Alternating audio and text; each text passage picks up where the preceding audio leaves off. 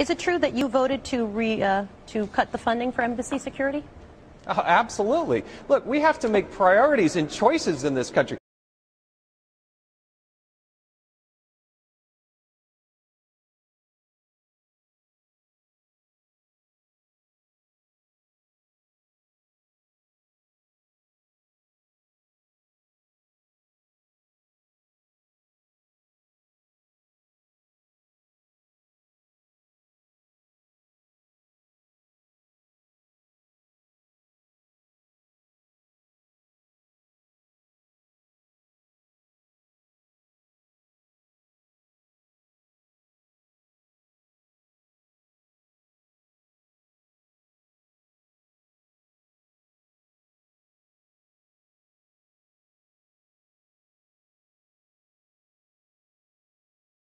We're getting a preview of what Senator Rand Paul will sound like when he is an official 2016 presidential candidate. Rand Paul is currently in Iowa on a 3-day, 8-city tour. Today, he went after the likely 2016 Democratic nominee.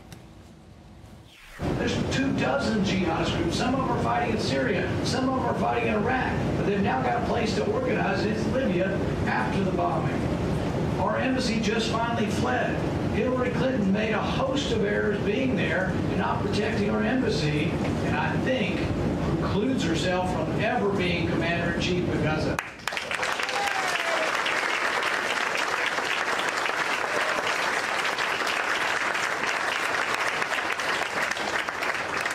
Hillary's war in Libya or Hillary's war in Syria, none of this was ever approved by Congress. The president did it unilaterally. And in doing so, the unintended consequences are there are more jihadists running amok in Libya. Our embassy's now gone from Libya. And there are 15,000 man pads missing. To attend that, we're looking for a great crowd. So I'm glad you brought that up, Tony. Thank you so very much. I'm actually a dreamer myself, and I'm originally from Mexico, but I've been raised here. I graduated from Arizona State University, actually, and Arizona State University. And I know you want to get rid of DACA, so I want to give you the opportunity. If you really want to get rid of it, just read mine. You can go ahead and do that.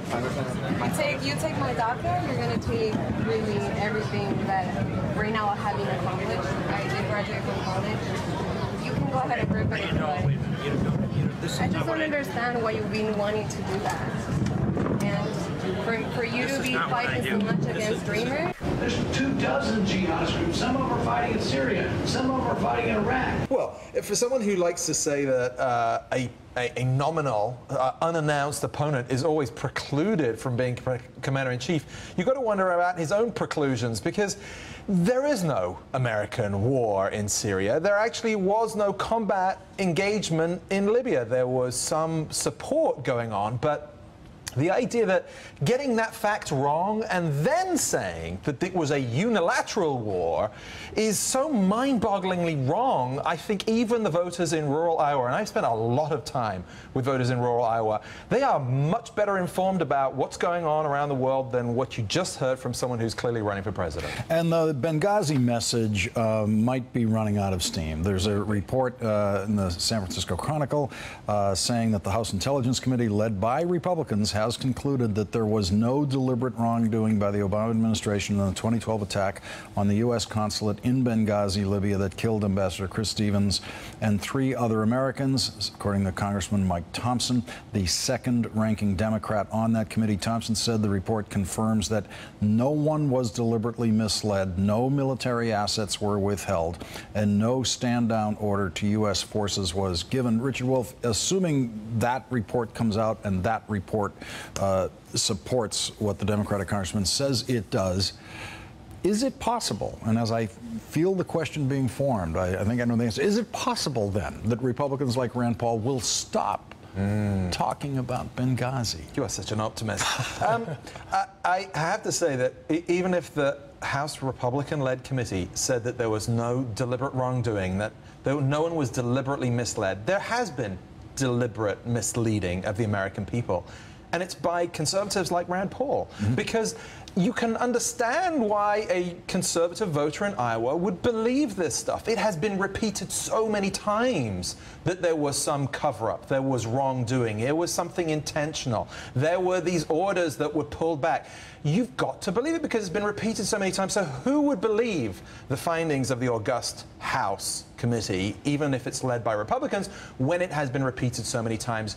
If you were running for president, you would say it too, because no one's going to dispute it, not in the Republican field. Now, let's get to the, when we're discussing this, it'd be nice if we could get that video up again of Rand Paul trying to have lunch and then making a decision that lunch is going to be over sooner than we think, because those young dreamers approach, identify themselves, extend their hands, shake hands with Congressman Steve King. Rand Paul, he hears it as well as we just did, even better, because he's sitting right there. He's heard them identify themselves, he knows what they are, and he makes the right political move for a Republican candidate in Iowa. Just get out of there. This can come to no good. Yeah, I mean, this is such an awkward political issue for Republicans. There's so much of the Republican base that's just very strongly anti-immigration. The only thing House Republicans could agree on as an immigration package was a bill to end DACA and say, no, we don't want to let these people stay in the country. At the same time, broad comprehensive immigration reform polls well with the electorate as a whole, and when Republicans talk about these immigration issues, they often come off as sort of nasty. I mean, you have Steve King right there with his calves the size of cantaloupes line, and he's saying, oh no, I didn't mean you, I meant other people. But and also you have elites in the Republican Party who are quite favorable to immigration. So the right strategy for anyone running for president is to say as little about immigration as possible, and certainly not be present for an argument between Steve King, whose supporters you want to back you in the Iowa caucus, and a fairly sympathetic immigrant who just wants to make a living in the United States. And Richard, a classic political handler move. I don't know if the guy in the green shirt is a Rand Paul political handler, but you know, you get the guy out of there as soon as you start to hear those kinds of things. Yeah, so the official story is, of course, he had a very urgent press briefing that he had to attend, which was what that nod of the head was. Truth is, the glory of Iowa and New Hampshire and all of these early states is that you cannot run away. He may be able to duck out of it this time, but there will be a town hall, there will be another dreamer, and there will be more video cameras on him, and he won't be able to take half of that burger and whatever's in that cup and run away, because he has to answer the questions. Let's listen to Rand Paul talking about something that no other Republican talks about, and that is expanding their base. Let's listen to this.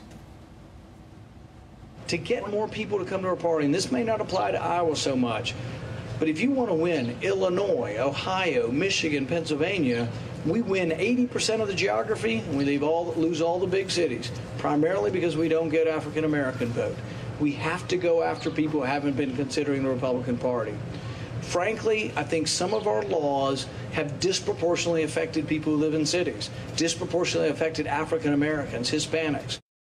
Josh, a message never before heard by Republican presidential primary voters. Yeah, and it's interesting because this is a trend that started at the state level with Republicans. You've had a lot of Republican governors, especially in the South, doing sentencing reform, saying we're imprisoning too many people. It has big negative effects on black communities. It also costs a lot of money to the economy and to the government. And that's trickled up to Congress, and Rand Paul is doing something quite serious on it with Cory Booker. I think the challenge with this message, though, is it's not just a single issue on which Republicans can change their position and repair their reputation with African-American voters. You've seen this with voter ID, where Rand Paul sort of danced back and forth on the issue on whether he would push back on the Republican Party. This is an issue that really hurts Republicans with black Americans because they see it as an effort to keep them from voting. But when you talk to Republican base voters, they genuinely believe there's a ton of voter fraud that needs to be combated. Richard Wolff and Josh Barrow, thank you both for joining me tonight.